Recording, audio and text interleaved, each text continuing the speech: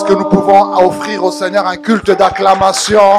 Acclamons pour le roi de rois, acclamons pour le prince de paix, que le roi de gloire fasse son entrée. Porte élevez vos linteaux, que le roi de gloire fasse son entrée. Peuple de Dieu, élevez vos voix, que le roi de gloire fasse son entrée. Peuple de Dieu, acclamez celui qui est assis sous le trône. Acclamez celui qui a été digne d'ouvrir le livre de vie et de rompre les 7 sceaux. Acclamez celui qui a été digne de porter ta main. Acclamons celui qui a donné sa vie en raison pour le salut des âmes perdues. Acclamons celui qui nous a aimés le premier et qui nous a conduits cet après-midi. Oh Jésus, nous te glorifions. Nous t'exprimons notre amour. Nous t'exprimons notre adoration. Nous ne cesserons de t'acclamer parce que tu es Dieu. Nous ne cesserons de t'acclamer parce que tu vis à jamais. Nous ne cesserons jamais de t'acclamer. Toi, éternel, alléluia. Seigneur, Paris t'acclame, Seigneur. Paris t'acclame, Seigneur. Paris t'acclame, Seigneur. Oh, alléluia. L'église sceptre de la résurrection t'acclame cet après-midi et te proclame roi. Gloire à toi, Jésus. Gloire à toi, Seigneur. Alléluia. Amen. Tout en étant debout, nous allons prendre la parole de Dieu dans le livre de Marc, au chapitre 10, s'il vous plaît. Le verset 46 jusqu'à 53. La Bible nous dit dans Marc, chapitre 10, le verset 46 à 53, ceci. Ils arrivèrent à Jéricho, et lorsque Jésus en sortit avec ses disciples et une assez grande foule, le fils de Timée, Bartimée, mendiant aveugle, était assis au bord du chemin.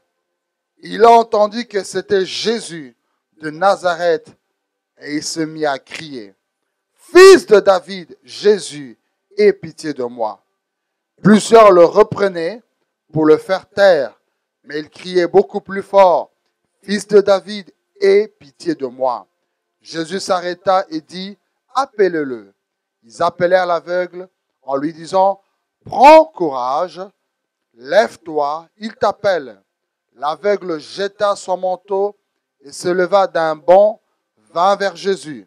Jésus, prenant la parole, lui dit, « Que veux-tu que je te fasse? » Rabbouni lui répondit l'aveugle, « Que je recouvre la vue. » Et Jésus lui dit, « Va, ta foi t'a sauvé. » Aussitôt, il recouvra la vue et suivit Jésus dans le chemin. Tout en étant debout, tu vas répéter ces paroles de foi qui sera ta prière pour cette parole. Tiens ta Bible en main et déclare après moi, ça c'est ma Bible. Je crois qu'elle est la parole de Dieu. Je crois qu'elle est la vérité dans toute sa totalité. Je suis ce qu'elle dit que je suis. Je possède ce qu'elle dit que je possède.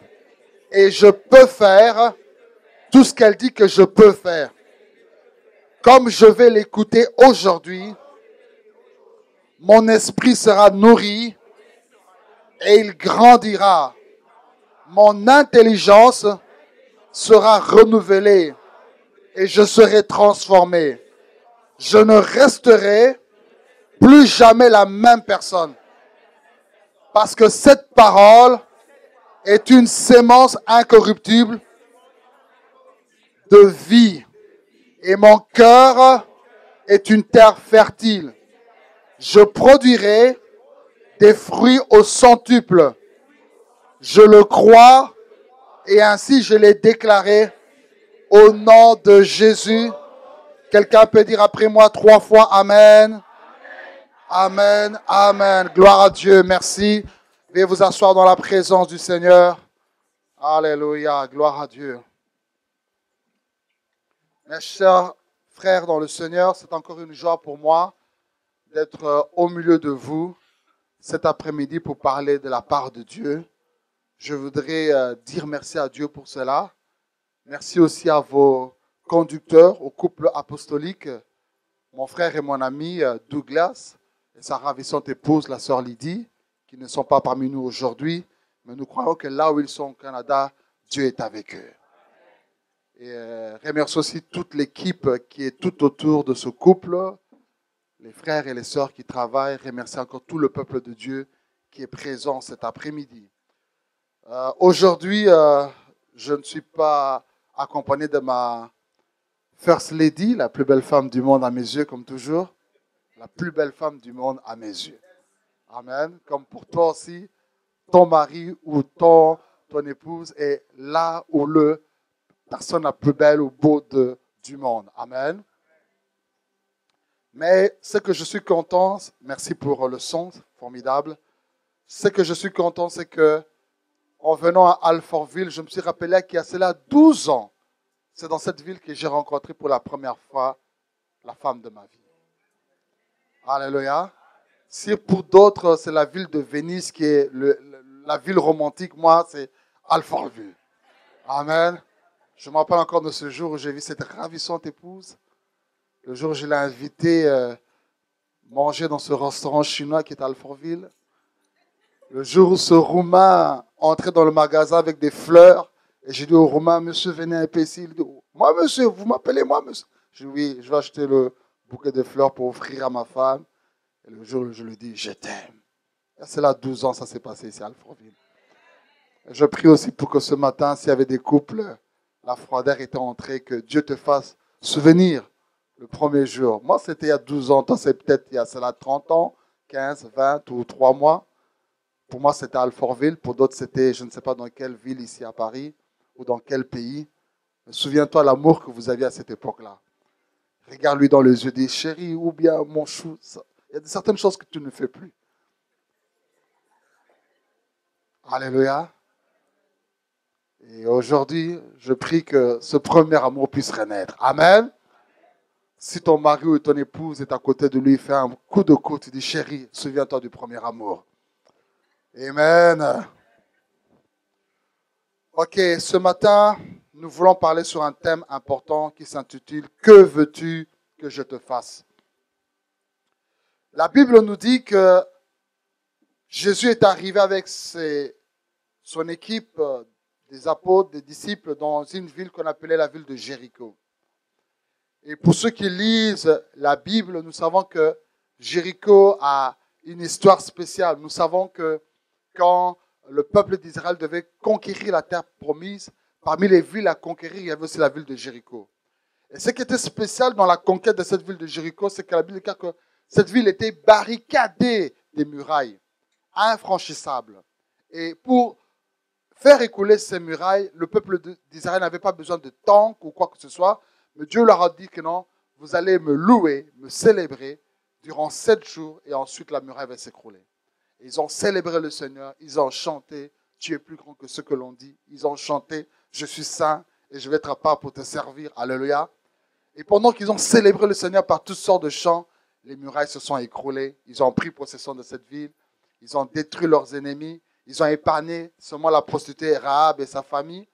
Et il y a quelque chose qui s'est passé de très important et que je voudrais que nous puissions lire ensemble cela dans Josué chapitre 6. Josué chapitre 6, le verset 26.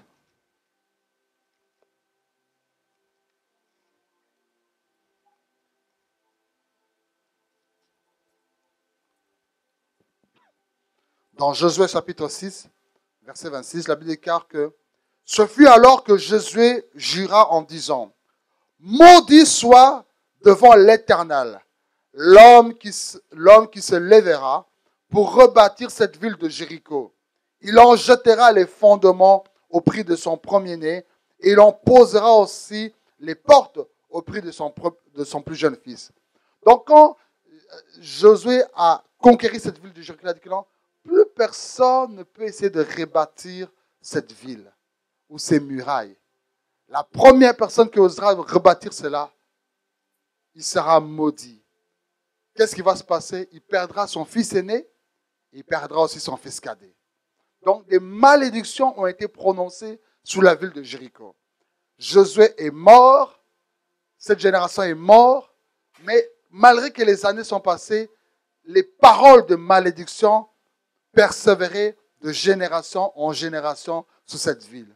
Pourquoi? Parce que des mauvaises paroles ont été prononcées. La malédiction, c'est parler du mal. Alléluia.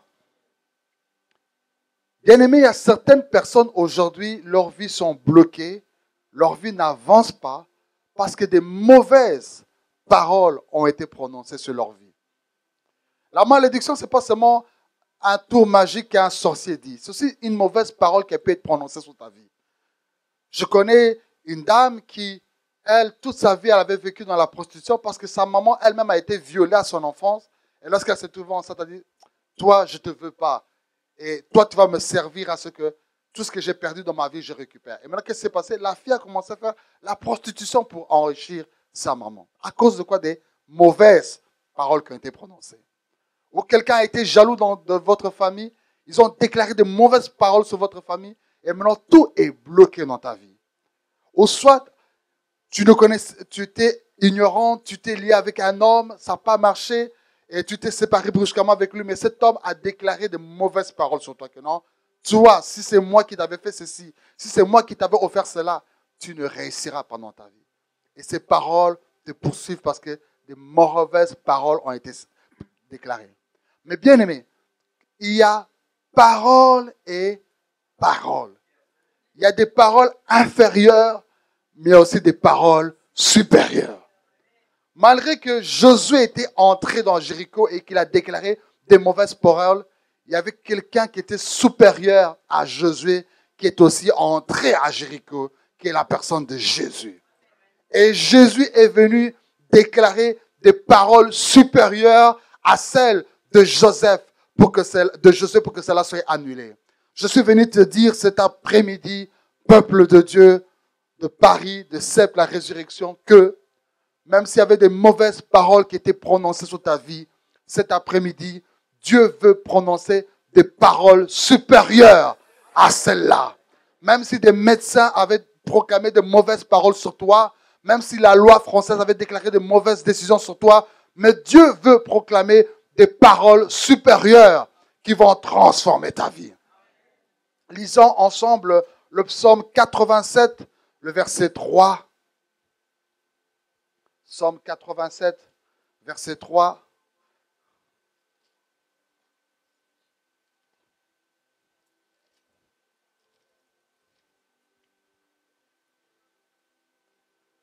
La Bible déclare des choses glorieuses ont été dites sur toi, ville de Dieu. Des choses, non pas viles, non pas mauvaises, mais des choses glorieuses ont été prononcées sur toi, ville de Dieu. Tu vas remplacer maintenant ce nom ville de Dieu par ton propre nom, en disant des choses glorieuses ont été prononcées sur toi, David. Sur toi, David. Sur toi, David. Sur toi, David. Alléluia. Et cet après-midi, de la même manière que Jésus était entré dans cette ville, il a proclamé des choses glorieuses. Quelque chose va se passer. Des choses glorieuses vont être prononcées sur ta vie. Des choses glorieuses vont être prononcées sur ton mariage. Des choses glorieuses vont être prononcées sur tes finances. Et tout va changer au nom de Jésus. Alors quand Jésus sort de la ville de Jéricho, la Bible déclare qu'il y avait une joie immense qui suivait le peuple. De tout le monde chantait, dansait, louait le Seigneur parce que Jésus est entré à Jéricho et il a changé l'atmosphère de Jéricho. Là où sont les ténèbres, quand Jésus entre, c'est la lumière qui arrive. Là où il y a la malédiction, quand Jésus entre, ça se transforme en bénédiction. Là où il y a la tristesse, quand Jésus entre, ça se transforme en la joie. Je ne dis pas quand une église entre dans ta vie. Je ne dis pas quand un pasteur entre dans ta vie. Je ne dis pas quand une religion entre dans ta vie. Je parle quand Jésus entre dans ta vie. Quelque chose doit se passer. Alléluia. Et quand Jésus est entré, il sort, la Bible dit qu'il y avait les disciples et une grande foule qui le suivait. Un groupe de gens qui suivaient Jésus, mais divisé en deux catégories. D'un côté, les disciples et de l'autre côté, la foule. La question que je voudrais te poser cet après-midi, si tu étais à ce temps-là, dans quelle catégorie de gens tu te trouverais? Dans la foule ou dans les disciples? Pose un peu la question à ton voisin ou voisine. Es-tu dans la foule ou tu es parmi les disciples? Alléluia. Bien-aimé, la foule, c'est cette même foule qui, quand Jésus est entré, disant non, béni soit celui qui vient au nom de l'Éternel. Béni soit le fils de David. C'est cette foule qui a mis des rameaux. C'est cette foule qui a jeté leur pagne par terre pour que Jésus monte dessus avec l'âne. Mais c'est cette même foule, lorsqu'on leur a dit, qui voulez-vous qu'on libère? Jésus ou Barabbas? Barabbas. La foule veut la bénédiction, mais ils ne veulent pas l'auteur de la bénédiction. C'est cette foule qui avait faim. Nous n'allons pas rentrer, nous devons manger. Je s'est dit, bon, ça va, prenez le pain, multipliez le pain. Ils ont mangé, ils se sont rassasiés, c'est resté. Un autre jour, ils avaient encore faim. Je ai dit, on ne va pas multiplier le pain. Mais celui qui a faim, qu'il me mange. Je suis le pain de vie. Les gens disent, ça c'est de la sorcellerie, ça. Tout le monde est parti. Et Jésus s'est tourné, il a trouvé seulement que les disciples. Il a dit, oui, tous sont tous partis. Ils sont partis, mais vous, pourquoi vous n'êtes pas partis? Pierre a dit, à qui irons-nous? Tu as les paroles de la vie. Non seulement nous voulons le pain, mais nous voulons aussi celui qui est le pain de vie. Nous voulons la paix, mais nous voulons aussi celui qui est le prince de la paix. Nous voulons le mariage, mais nous voulons aussi celui qui est le faiseur du mariage. Nous voulons la bénédiction, mais nous voulons aussi celui qui est l'auteur de la bénédiction. Je ne veux pas une élévation sans celui qui est l'auteur de l'élévation. Je ne veux pas un mariage sans celui qui est le fondement du mariage. Je ne veux pas une église sans celui qui est la tête de l'église. Je ne veux pas un ministère sans celui qui est le Seigneur de ce ministère. Alléluia. Jésus ou rien. Alléluia. Es-tu dans la foule ou es-tu parmi les disciples?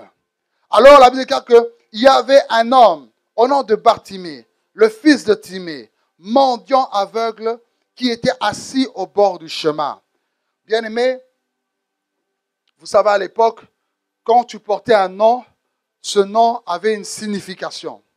Et on précise ici que non, Bartimée était le fils de Timée. Timée qui signifie honorable. Alléluia. Donc une personne élevée, une personnalité, une personne qui a une grande position. Mais malgré qu'il était le fils d'un honorable, la Bible souligne que Bartimée était un mendiant.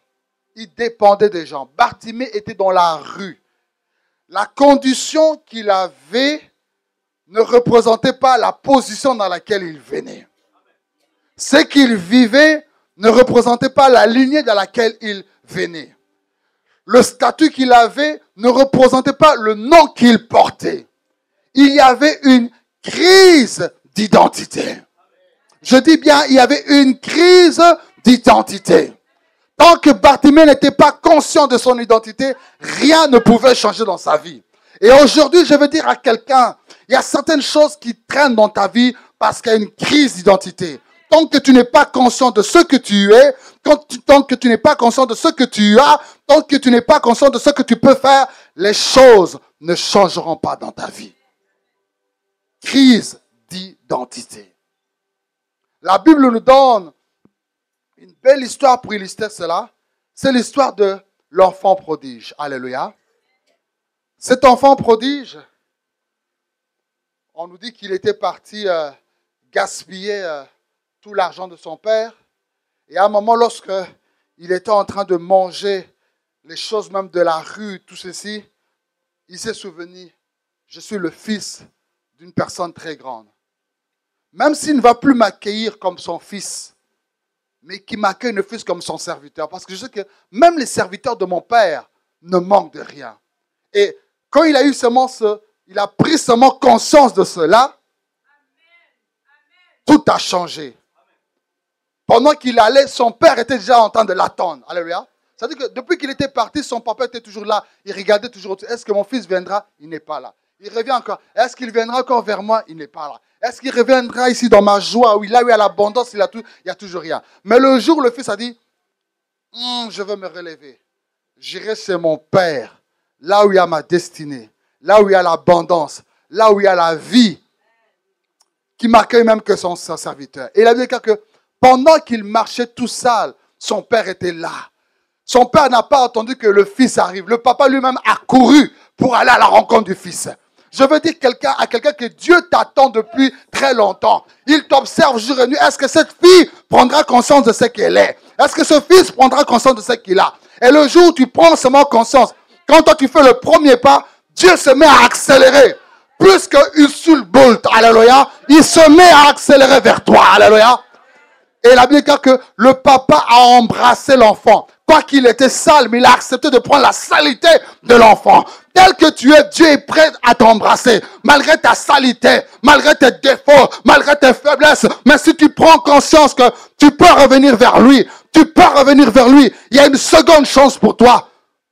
Tout va changer. Alléluia.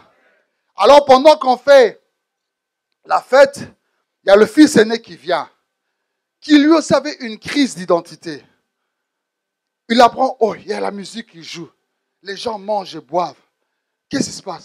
On dit, mais ton frère qui était parti est revenu. Voilà la fête. Il se m'a boudé. C'est pas possible. Moi, je suis toujours fidèle à mon père. Moi, il y a des gens ici, ils jeûnent, ils prient, mais ils ont une crise d'identité. Toujours pas conscient de ce qu'il est.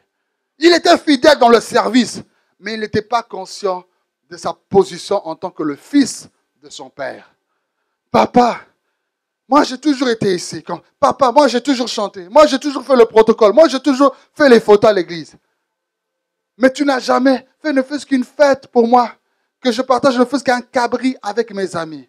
Le père lui dit, tu te plains pour un cabri, mais mon fils, tout ce qui est à moi t'appartient. Tu te plains, tu te soucies pour une certaine situation. Mais Dieu te dit, tout ce qui est à moi t'appartient. Tu te plains seulement pour ce petit mariage, pour cette petite cravate, pour ce petit appartement. Mais Dieu te dit, tout ce qui est à moi t'appartient. Tu te plains seulement pour cette somme de 1000 euros que tu reçois. Mais Dieu te dit, tout ce qui est à moi t'appartient. Sois conscient de ton identité. Tape un high-five avec quelqu'un et dis-lui, sois conscient de ton identité. Sois conscient de ton identité. Sois conscient de ton identité. Sois conscient de ton identité. Sois conscient de ton identité. Sois conscient de ton identité. Sois conscient de ton identité. Alléluia. Je me rappelle un jour, j'étais chez moi.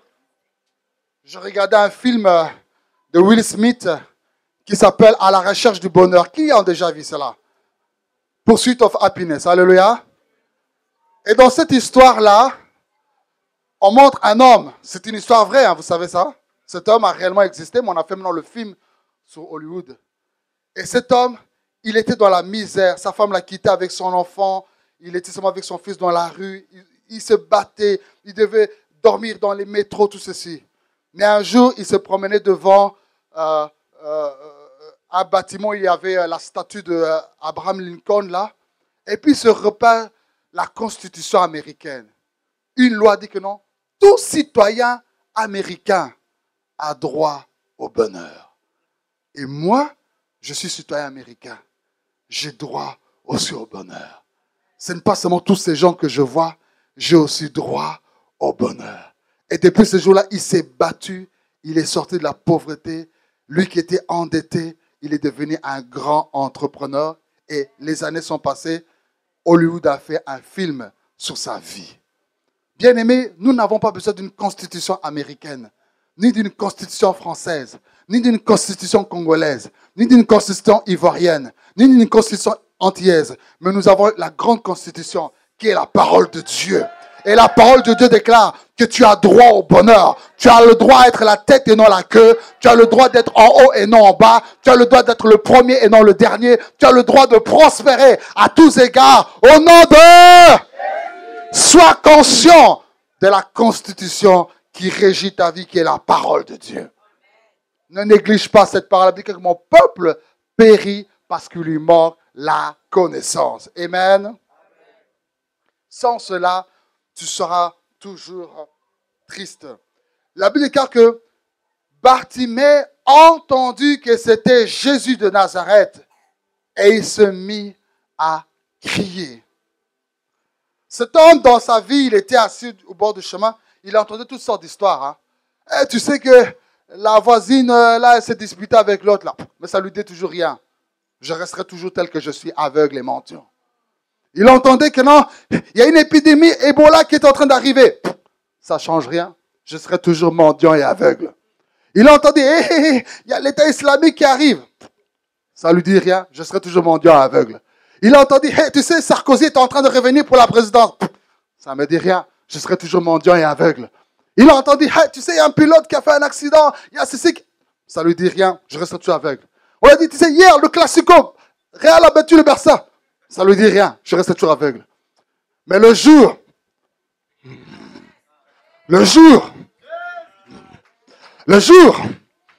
où il a entendu parler de Jésus, ce jour-là, il a dit non.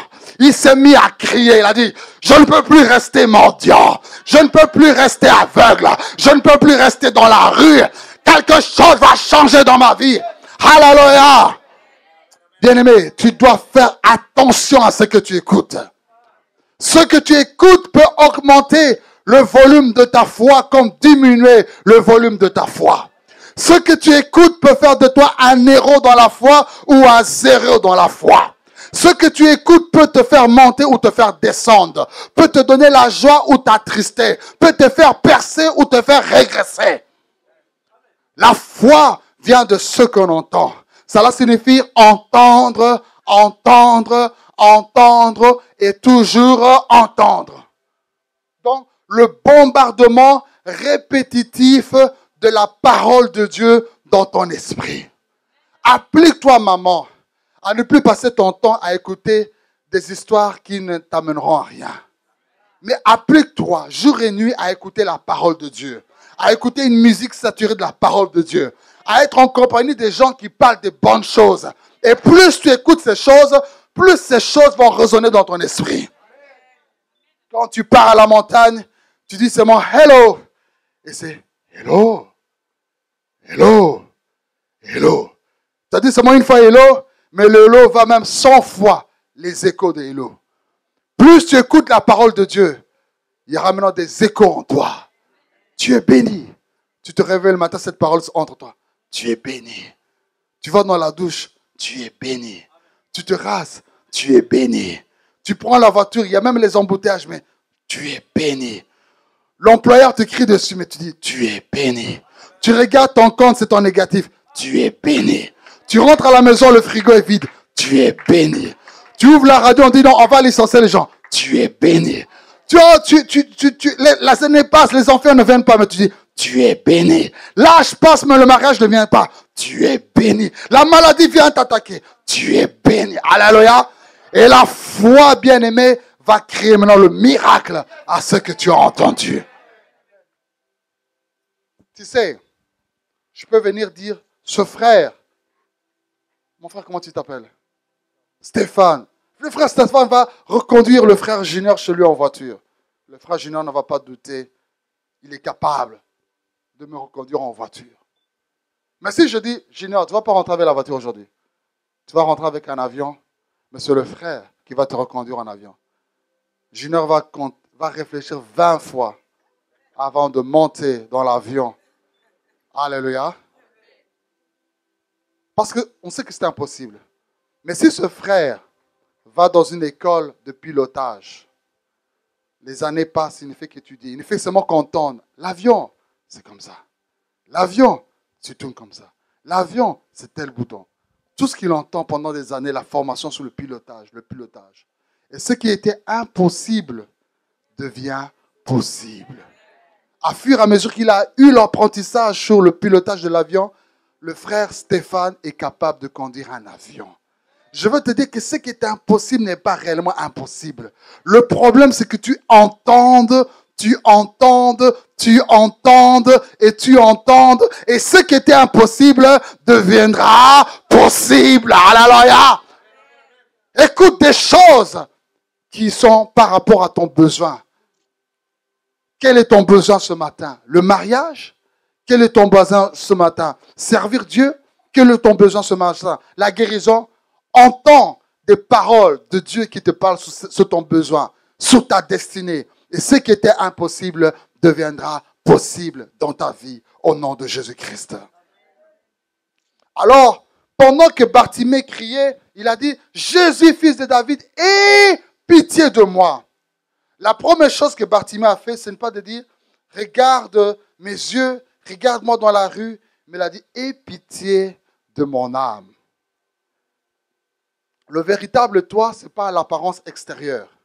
Ce n'est pas les cheveux que je vois, mais c'est ce qui est intérieur de toi. Le moi là. Tu peux tout faire à l'apparence extérieure, mais le moi qui est à l'intérieur de toi, c'est ce qui est plus important. Et la Bible dit, à quoi sert un homme de gagner le monde entier s'il perd son âme? Le salut de ton âme est le plus grand miracle au monde. J'aime voir les gens marcher, j'aime voir les aveugles voir, j'aime voir les gens tomber dans l'esprit. Mais ce que j'aime le plus, c'est lorsqu'une âme vient au Seigneur et donne sa vie à Jésus. Ce matin, peut-être tu es venu à l'église par une invitation ou tu as l'habitude de venir à l'église, mais tu n'as jamais donné ta vie à Jésus. Je voudrais te lancer cette invitation. Donne ta vie à Jésus-Christ. Peut-être tu venais parce que tes parents ou un proche t'amènent. Donne ta vie à Jésus. Ou tu venais à l'église, tu étais seulement un simple religieux, tu n'as jamais ouvert ton cœur au Seigneur. Aujourd'hui, je te demande, ouvre ton cœur et donne-le au Seigneur. Alléluia. Parce que quand ton âme prospère, c'est à ce moment-là que tous les autres domaines de ta vie vont prospérer. La déclare, bien-aimé, je souhaite que tu prospères à tous égards et que tu sois en bonne santé comme prospère l'état de ton âme. Donc la bonne santé et la prospérité à toutes les autres choses dépendent d'abord de la prospérité de ton âme. Et aujourd'hui, je sens que quelqu'un doit dire, Seigneur, mon âme dit oui. Ma source c'est yes. Je voudrais que tu donnes ton cœur au Seigneur aujourd'hui et tu le sais. Il t'a appelé depuis longtemps, tu as résisté. Mais aujourd'hui, Dieu t'appelle. Il peut tout arrêter seulement pour toi. La Bible parle d'une femme qui a perdu une pièce de monnaie dans sa maison. Et elle a pris la lampe pour éclairer sa maison, chercher cette pièce. Lorsqu'elle a retrouvé cette pièce, elle a appelé tous ses voisins. Ils ont fait la fête que non, la pièce qui était perdue, je l'ai retrouvée dans ma maison. Aujourd'hui, tu es dans la maison du Seigneur, mais peut-être tu es perdu dans la maison. Chrétien perdu dans l'église. Mais la parole de Dieu qui est la lampe est en train de te détecter là où tu es. Même si nous les hommes, nous ne te voyons pas, mais la parole de Dieu te voit. Ce que tu fais dans le secret. Et il veut que tu reviennes et qu'une fête soit là au ciel pour toi. Et la Bible dit que quand Bartimée a dit, Jésus, aie pitié de moi, les gens ont dit, tais-toi, Bartimée. Laissez-moi vous dire, ce monde est méchant. Je ne pense pas que c'est la première fois que Bartimée a eu à crier, tu sais. Quand il demandait, donne-moi du pain, tu lui donnes du pain et que son voisin veut lui prendre son pain, alléluia. Je pense qu'il se battait. Non, ne prenez pas mon pain. Je me rappelle même un jour, j'ai vu une scène en Belgique. Il y a un mendiant demandait des pièces. Quelqu'un lui a jeté juste 50 centimes. Le mendiant a repris la 50 centimes. Il a dit, tu penses que moi je suis 50 cents? Alléluia.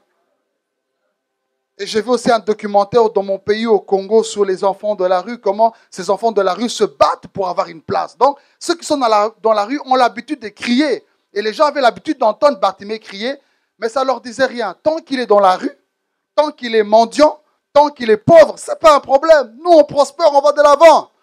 Mais le jour où Bartimée a dit que non, je vais crier, pas pour ne plus être mendiant, pour ne plus être aveugle, pour ne plus être dans la rue, pour être comme tout le monde, que je puisse aussi me marier, que je sois aussi propre, que je puisse aussi avoir une maison, que je puisse aussi avancer, c'est devenu maintenant un problème. Il y a certaines personnes que tu fréquentes, bien-aimé. Ils te fréquentent parce qu'ils voient que tu es toujours en bas. Ils sont amis avec toi parce qu'ils voient que tu dépends toujours d'eux. Mais qu'aujourd'hui, tu prennes la décision de monter. Tu prends la décision d'aller de l'avant. Tu vas connaître vraiment leur véritable identité. Ils vont s'opposer à toi. Et toi, reste là où tu es. Tant que tu es malheureux, c'est bon, reste là dans la boue. Mais le jour où tu dis que non, je veux monter, changer ma situation, ça devient maintenant un problème. Ils disent, ah, tais-toi, reste là où tu es. Je me rappelle un couple, ils ont vécu pendant des années dans la cohabitation. Et les familles trouvaient que c'était normal. Et ils avaient aussi beaucoup d'argent. Mais le jour où on leur a parlé de Christ, ils ont dit non, nous voulons maintenant nous marier. Là, c'est devenu un problème. La même famille qui tolérait la cohabitation, cette famille ne voulait plus tolérer le mariage. Les mêmes personnes qui avaient de l'argent facilement, quand ils ont pris la décision de faire le mariage, l'argent ne circule plus. Pourquoi? Parce que le diable veut les garder dans la même position. Mais Bartimée dit non, je ne lâcherai pas. Dis très fort, je ne lâcherai pas. Dis encore, je ne lâcherai pas. N'abandonne pas ma soeur, n'abandonne pas mon frère. Ne lâche pas. Bartimée a refait la même chose. Il n'a pas fait autre chose. Il a refait la même chose, mais il a crié beaucoup plus fort. Il a dit, Jésus, fils de David, aie pitié de moi. Je suis venu dire à quelqu'un, ne lâche pas. Ce que tu fais, refais-le, mais fais-le plus fort. Si tu donnais des dîmes, continue à donner des dîmes. Donne même des dîmes plus forts. Si tu priais, prie encore plus fort. Si tu servais Dieu, sers encore Dieu plus fort. Si tu faisais du bien aux gens, fais encore plus du bien aux gens. Si tu étais consacré, consacre-toi encore plus pour Dieu. Alléluia. Ne lâche pas. Et lorsque Bartimée a crié plus fort, la Bible dit que Jésus s'arrêta. Et quand Jésus s'arrêta, souvenez-vous, les disciples qui étaient aussi aux côtés de lui se sont aussi arrêtés. Et souvenez-vous qu'il y avait aussi la foule. La foule aussi s'est arrêtée. Et souvenez-vous que les anges marchent avec Jésus. Les anges aussi se sont arrêtés. Et souvenez-vous que Dieu observe tout. Dieu a cessé de regarder en Afrique. Il a cessé de regarder en Europe. Il a cessé de regarder en Asie. Il a cessé de regarder à Alfortville. Il s'est arrêté là où Jésus s'est arrêté. Et même le diable et les démons qui étaient en train de circuler, les diables et les démons se sont aussi arrêtés. Ah, maman. Aïe, aïe, aïe. Je sens que Jésus s'arrête cet après-midi pour quelqu'un. Je sens que Jésus s'arrête cet après-midi pour la situation de quelqu'un. Je dis que Jésus s'arrête sur ta situation. Je dis que Jésus s'arrête sur ton travail. Je dis que Jésus s'arrête sur ton foyer. Je dis que Jésus s'arrête sur tes finances. Je dis que Jésus s'arrête sur ton ministère. Je dis que Jésus s'arrête sur ton projet. Alléluia. Les gens passés, ils ne se sont pas arrêtés. Mais aujourd'hui, Jésus s'arrête sur ta situation. Que Dieu te bénisse, mon frère. Et que l'argent soit ton esclave au nom de Jésus. La Bible déclare ceci. Il dit, appelez-le-moi. Et les mêmes personnes qui avaient exercé le ministère de découragement. Parce qu'il y a dans des églises des gens qui n'ont pas un ministère pour prêcher ou enseigner, mais ils ont le ministère de découragement. Je suis parti en Suisse. Je prêchais une femme sauter. Après le culte, je dis à l'apôtre, apôtre, en tout cas, je vu que cette sœur qui était dans la foule avait la foi. Il dit, pasteur, j'ai envie de chasser cette sœur à l'église. Moi, je dis pourquoi? Il dit, mais tu sais, il y a certaines, 3/4 de l'église ne sont pas venus à cause d'elle. Toute la semaine, ne venez pas à l'église. Le pasteur est escroc. Le pasteur, cette église, ce sont des pécheurs. Cette église, ce sont des rebelles. Mais elle-même, le dimanche, elle est venue à l'église. Pas encore très loin, ici aussi à Paris, j'étais dans une veillée chez un de mes amis. On a fait la veillée. La même scène encore. Je dis, genre la sœur, le culte, la veillée c'est fini. Elle reste en train de danser, danser, danser. Ah, Jésus m'a sauvé. Il m'a sauvé. Alléluia. Moi, je dis, ça c'est terrible. Je dis, Amen. Je veux que tu as mon frère. La même phrase. Je ne lui ai même pas raconté l'histoire qui était en Suisse. J'ai envie de chasser cette sœur-là.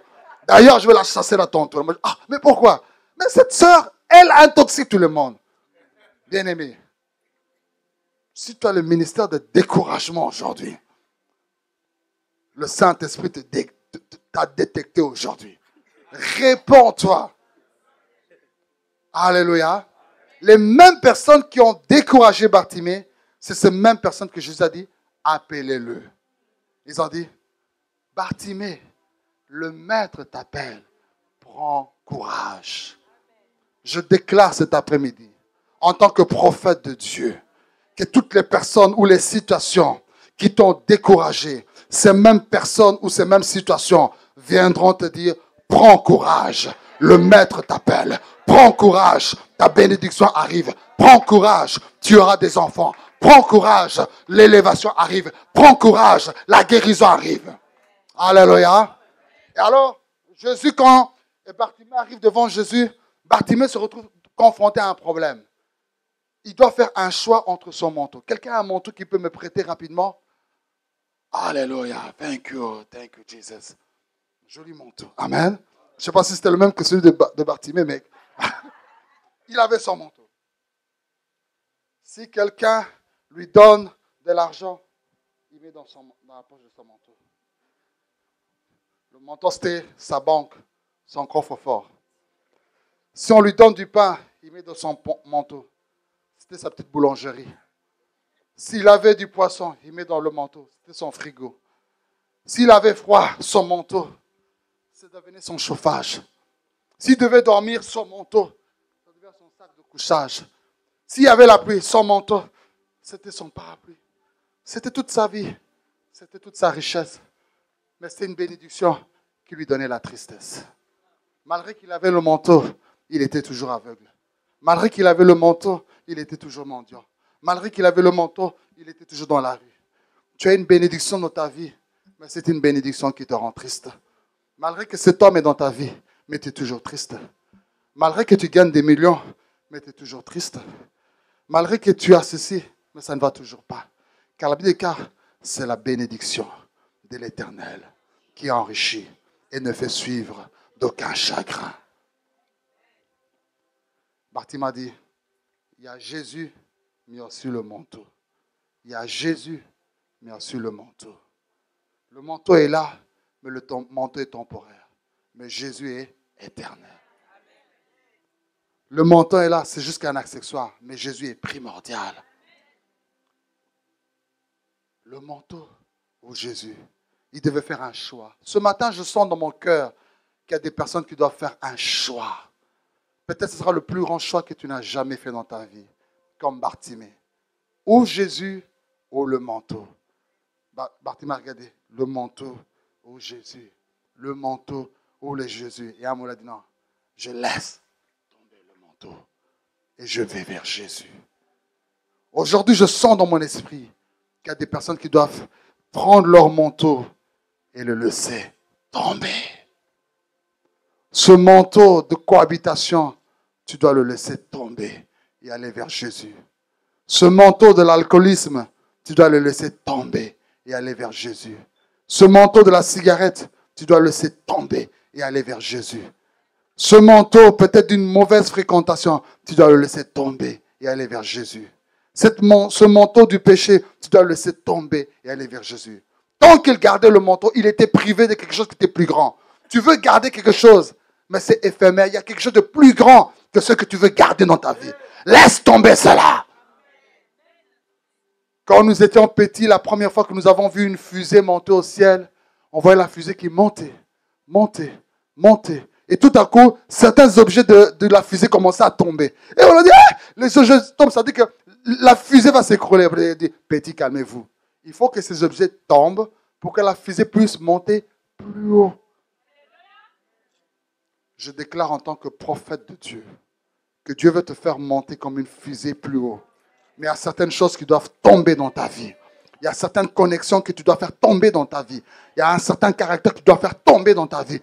Il y a certaines choses que tu dois faire tomber dans ta vie. Tant que ces choses tombent, tu n'arrives pas à monter. Dieu veut te voir monter. Dieu veut te voir aller plus haut. Dieu veut te voir au top. Mais il y a certaines choses qui doivent tomber. Dis après moi, je laisse tomber mon manteau. Encore, je laisse tomber mon manteau. Je laisse tomber mon manteau. Et en laissant tomber son manteau, Jésus lui dit cette fameuse phrase du thème du message. Que veux-tu que je te fasse? Et là, Bartimée avait beaucoup de points d'interrogation. Qu'est-ce que je fais? Je demande une maison. Je demande un mariage. Je demande les yeux. Il a pris un bout de papier, il a commencé à écrire. Vous savez, surtout que nous, on est tombé. Vous, ici, c'est seulement la Noël, mais nous, on a 2 programmes pour les enfants. Il y a Saint-Nicolas et Père Noël. Et comme j'ai encore des enfants qui sont encore petits, ils croient encore à ces choses. Donc, je dois faire le rôle du Saint-Nicolas et du Père Noël. Et quand tu as des enfants ici qui connaissent tout, PlayStation, tout ceci là, c'est terrible pour voir les factures. Alléluia.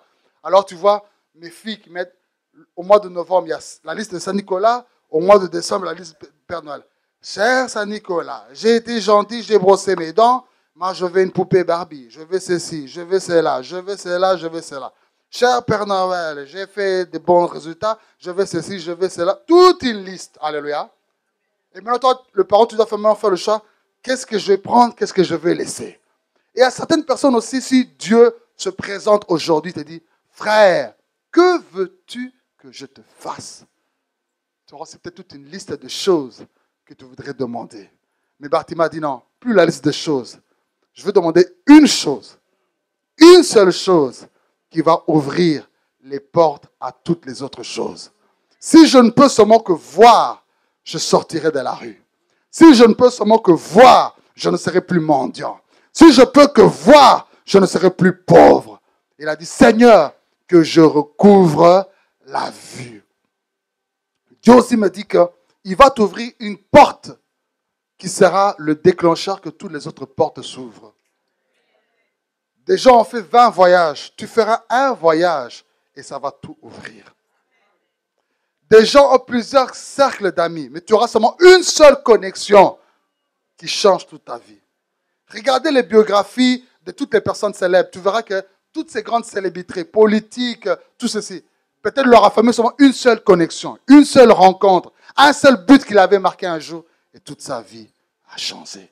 Et je déclare en tant que prophète de Dieu cet après-midi qu'une connexion, une porte, un voyage, et Dieu ouvre toutes les portes pour ta vie. Reçois cela maintenant au nom de Jésus. Reçois cela maintenant au nom de Jésus. Reçois cela au nom de Jésus. Reçois cela au nom de Jésus.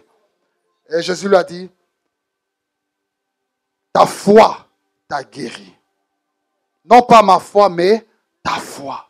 Bien-aimé, il n'y a aucune limite dans le domaine de la foi. La Bible dit qu'il te soit fait selon ta foi. Si ta foi le croit, Dieu ne dira pas non. Alléluia. Et par sa foi, il a été guéri à l'instant même. Non pas au lendemain, mais à l'instant même. Notre Dieu est le Dieu du processus, mais il est aussi le Dieu du tic-au-tac. Il est le Dieu qui fait chaque chose à son temps, mais il est aussi le Dieu du spontané. Excusez-moi, si Nesquik peut faire du chocolat instantané, si la Royaume soupe peut faire de la soupe instantanée, si les hamburgers peuvent être instantanés, mon Dieu qui a créé le ciel et la terre est capable de faire des miracles instantanés, des guérisons instantanées, des promotions instantanées, des succès instantanés, des victoires instantanées. Alléluia! Dans ma langue, on dit, histoire ici la ratée, histoire ici. C'est-à-dire que l'histoire ne se finit pas, mais finalement, l'histoire se finit. Tu peux commencer petit, mais tu ne finiras pas petit avec Dieu. Cet homme avait commencé dans la rue, mendiant, mais il a fini son histoire debout, voyant, suivant Jésus sur le chemin. Cet après-midi, Jésus peut réécrire ton histoire. Que Dieu bénisse sa parole. Tenons-nous debout pour la gloire du Seigneur. Alléluia. Alléluia. Donnons-lui gloire. Merci Seigneur. Est-ce que tu peux élever tes mains? Alléluia. Tu peux élever tes mains, tourner tes regards vers lui et lui dire encore merci pour cette parole. Cette parole, que veux-tu que je te fasse? Commence à remercier le Seigneur pour cette parole, pour ce qu'il t'a adressé. Élève tes mains, élève tes mains. Élève tes mains. Oh, merci Jésus. Merci Seigneur. Merci pour ta présence. Alléluia. Alléluia. Je voudrais prier à cet instant.